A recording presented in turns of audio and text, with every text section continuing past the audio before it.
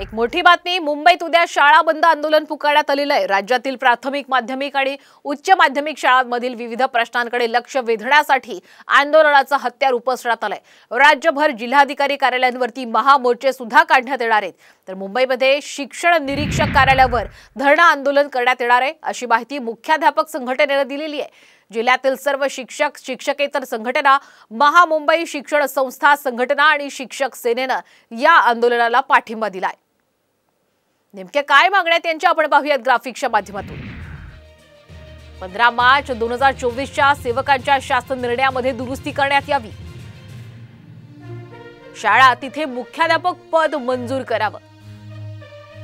1 November 2005 पूर्वी नियुक्त सर्व शिक्षक आणि शिक्षकेतर कर्मचाऱ्यांना जुनी पेन्शन योजना लागू करावी। शाळेच्या वयाचा विचार करून 100% अनुदान जाहीर करावं। चतुर्थ श्रेणी कर्मचाऱ्यांची पूर्वीप्रमाणे वेतनावर नेमणूक व्हावी। शाळेत कला, क्रीडा शिक्षकांची पदे भरण्यासाठी परवानगी मिळावी।